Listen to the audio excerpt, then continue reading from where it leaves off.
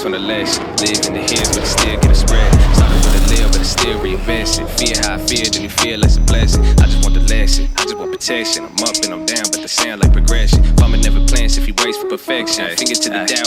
All right, ladies and gentlemen, I hope you had a wonderful day. I got another watch list for you, and tomorrow is the big day. You get Jerome Powell in the FOMC. So, I get asked this question a lot. It's very simple. The report comes out at 2 p.m. Eastern. That's when you get the report. You see how much they raised by. You see a couple of comments, and then who voted for it, and then who voted against it. But then at 2:30, that is where all the action happens. That is when we get the press conference, and then people start asking Powell questions. It's a little bit less scripted, and then we really see the reaction. So that's the big deal. I got 4 points that you need to be looking for, and really what the main point is. But surprisingly, just one big thing that we talked about with September, that is probably going to dominate the headline. So I got the breakdown for you, but slow your roll. Today was still a crazy day. We have Google popping after hours. They're even responding to some YouTube comments and where they feel that they're positioned relative to the TV shift. So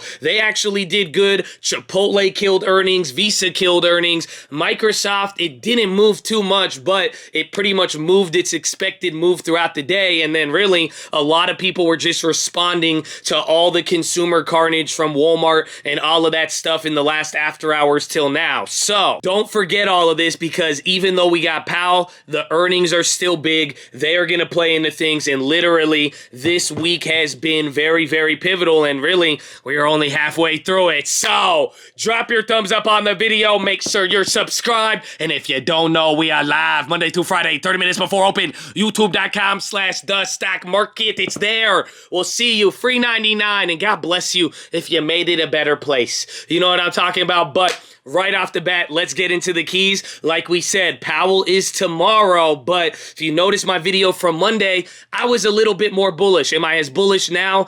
Not really, but I'm kind of leaning more towards neutral. We will talk about it, but for the most part, a lot of the bullish spirits have definitely faded from the beginning of the week. You have a lot of people talking about what's going to happen, but pretty much you got to keep your eyes out for two big things. One, economic conditions, as this could give us a clue to what's going on with everything, or really what the next steps will be. Understand, that is the real importance of this meeting, because we have a lot of time until the next Fed meeting. So after tomorrow, it's going to be a 2-month gap. So pretty much you're going to get 2 CPI reports, a bunch of jobs reports, GDP, ISM, all of that stuff. So there's a lot of data that is going to come out right after Powell speaks, and you're going to get a bunch. So however he communicates and what factors they bring up, that is why tomorrow will be so important. But watch out for that. And then number 2, like we said, how specific he is about September and whether or not he outlines, yeah, we're going to do 50 in September or 75. That is going to be the real key. And even though I was expecting him to go 50 by the end of the week,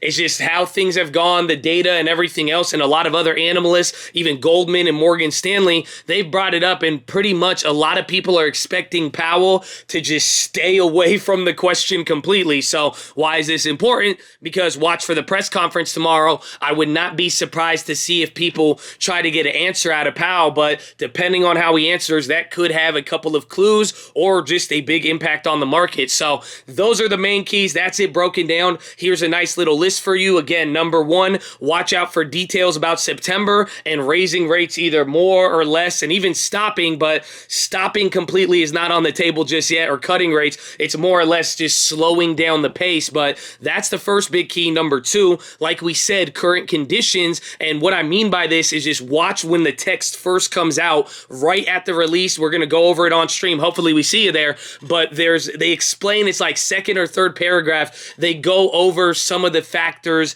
that have influenced their decision. So over the last couple of months, you've heard about jobs being strong. And they said, regardless of this, we believe the jobs market is still strong in the economy, yibbity bobbity boo. Or they'll say, well, we thought economic was good, but we changed our mind because of the war in Ukraine, it creates a lot of uncertainty, or they're said there's stuff outside of our control like supply chains and even China and the uncertainty of lockdowns. You should have probably heard all of these phrases, but that's what I'm talking about, because we want to see, does it stay the same, or where do they try to point our gaze leading into the next 2 months of not hearing from Powell? So that's number 2. Number 3, watch out for the increase in the pace of bond tapering. I believe we'll hear about it, but more importantly, I would watch for a question of people asking why the balance sheet isn't moving too much. It's been a big question for retail, not so much on the Wall Street side, because a lot of people just assume it's priced in the moment they announced it. So we will see, but chances are they may increase that pace at the next meeting or signal for September. And then finally, that dot plot. And where does it show the dot plot? Where does it show where neutral is? And pretty much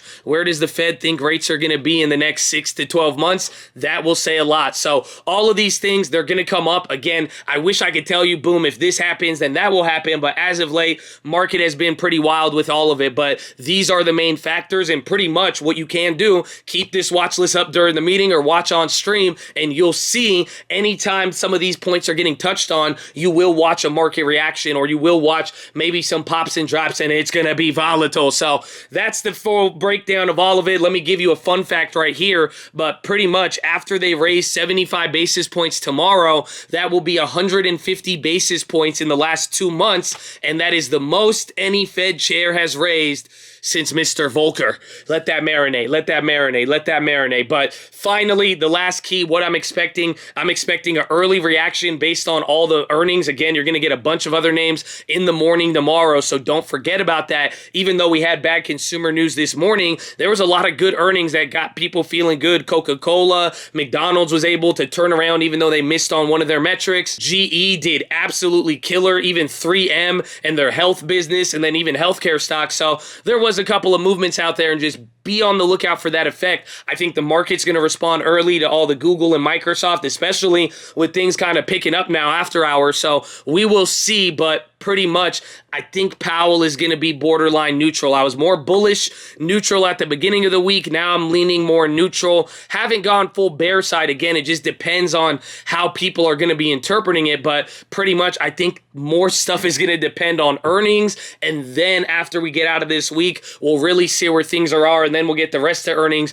and then go from there. But unless Powell introduces a bombshell, brings up a specific guidance, and puts himself in a corner, I don't really think the market's going to react too crazy, and it's really just probably going to be up to the computers and everywhere else, and then looking at the next data set, the GDP, and then Apple, Amazon, and all of that. So I hope you're ready, but let us get into the plays. So, right off the bat, I got a couple of plays that I'm looking at. We did make a play on Amazon, and that is the first one that I want to go over, but there is a couple of other plays, and just don't forget, these post-earnings are still a great opportunity. So, like I'm saying, you're going to get a few big names on the value side reporting tomorrow, so just be on the lookout for all of them. Call some out in the morning, baby. We'll see you there. But play number 1, Amazon. We talked about this yesterday. A cheap debit spread popped up on the scanner. So we brought this up. It's very simple. It's relating to what's going on and kind of reacting to that. And like I'm saying, up until Thursday, we should have some time to flip the earnings. But for the actual earnings, I really like these cheap debit spreads. I made this play.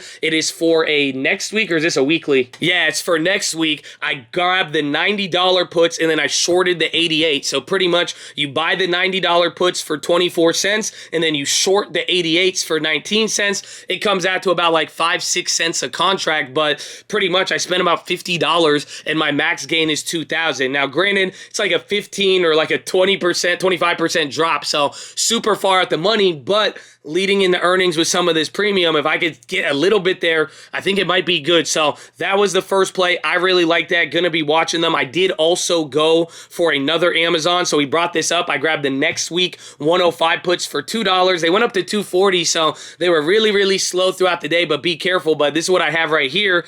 Just watch out for Amazon options because they're moving a lot like Facebook's. Pretty much, the calls are still more expensive than where they were at a couple days ago. We'll see how they are in the morning. And then the puts, they've gained a lot of premium just over the last couple of days. So premiums are getting ready. We'll see where Facebook ends up tomorrow. Maybe that gets us insight, but pretty much there's a little bit of premium in that volatility on both sides. So watch out for that. But that is the first play. Play number 2. We're already in it. I really, really like it at this point. XLV, baby. Today was that defensive shift. I feel like I've been calling it out for like a week and we haven't seen it. Finally, consumer drama, that brought some things down. People went into the defensives literally for most of the day. XLV was the leader, but here's the thing I like about it. It's getting past it. The last time it had this defensive shift and people are like, yeah, healthcare has outperformed 11 out of 11 recessions. We like it. Recession talks, get healthcare. But there's been good earnings, there's been all of this, but now it's just higher than that point, and the premiums are reacting and still a little cheaper. So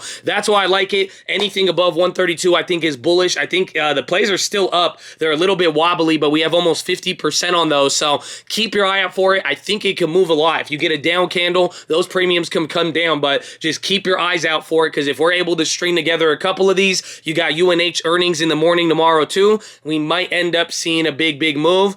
So I hope you're ready. And it's not UNH, it's somebody else. UNH already reported. I'm forgetting on that. But anyways, that's the second play. Third play, baby, ABBV. So we didn't get that PDUFA a couple weeks ago. That was kind of a dud. I know. It ended up being a European drug approval. There was a little mix-up there with the data. But here's the thing about ABBV. A random put play showed up. It was worth like $4 million on the scanner. But just go look at this chart. As much as I love ABBV, I just think that it is ripe to go either way. It's like kind of doing one of these things where it stays pinned. And that right there, it kills premium. They got earnings on Friday. If it moves big or a big earnings or surprise, it could probably move things a lot. And on top of it, ABBV is a slow mover, so it should make the premiums a little bit more accessible. So I don't know if I'm going to grab the puts. I kind of want to. I'm going to be looking at it tomorrow. And at the very least, I'll probably go both ways. But they got earnings on Friday. Keep all of that in mind. But those are the main plays. As far as everything else, again, watch those post earnings. We're going to be watching Google, Chipotle, Visa. They all killed it. But besides that, I made a 3M play for post earnings. I just got them super cheap. I thought I was going to get clapped on them. Ended up going up on both of them. One of them I got for 1 penny. I don't know how I pulled that off, but I got next week or August 19th, 160, 165 calls. I literally spent like $22 for 4 contracts. I got 2 of them at 1 penny a pop. It was pretty wild there in the morning, but there was that, and that was pretty much it besides the Amazon, both Amazon plays that we made. So didn't make too much action. I'm still looking at oil. We brought that up yesterday. If you didn't know, the thesis is very simple. The spread between Brent crude, European oil, and WTI is the largest since March. Anytime that's happened with any of the energy stuff, we've watched one or the other catches up. Pretty much either Europe is going to drop hard or U.S. oil is going to rip hard. So that's what I'm thinking, but I have not made a play. I just have my old oil play, so we will see what happens. So I hope you're ready. Just get ready for a lot of stuff. Even get ready for craziness. Literally, as I'm shooting this, Asian futures are open up. They're looking bullish. The SPY has already bounced after hours to get back up to this level. Microsoft said they're expecting to see double-digit sales growth, so we'll see where things are at. Get ready for more earnings, and I hope you're ready for Powell, baby. But that is your watch list, ladies and gentlemen. Make sure Hydrate Healthy ready to go. Make sure to post your watch list. Make sure we see you there in the morning. I need the armor on. I need the helmet shining. I need you to remember, you only need a spark, baby. You don't even need a full gallon of gas. You just need a little bit. You just need the fumes. If you could get a spark and operate at the same thing without needing it all, oh, you're going to do a lot with the little, baby. So I need you focused. I need you ready. Head on a swivel. You've made it this far, and remember, you are the CEO. You control the long term. You already got the plan. You control the trading. You are the CEO. I've never seen a business succeed where the CEO does not believe in anything and adopts a nihilistic attitude. What I'm trying to tell you, your mindset will shape a lot, baby. So stay in the game and don't give up just yet. But I love you. I think I already said that you need to be hydrated and healthy, and I'm ready, Chad. I hope you're ready. Can I give you something? Yeah, okay. I'm sorry if that hurt your feet. You saw it come. I hope. I don't know. It's my bad. Okay, I love you. God bless you. Okay, I'm praying for you. Pray for me, okay? Amen.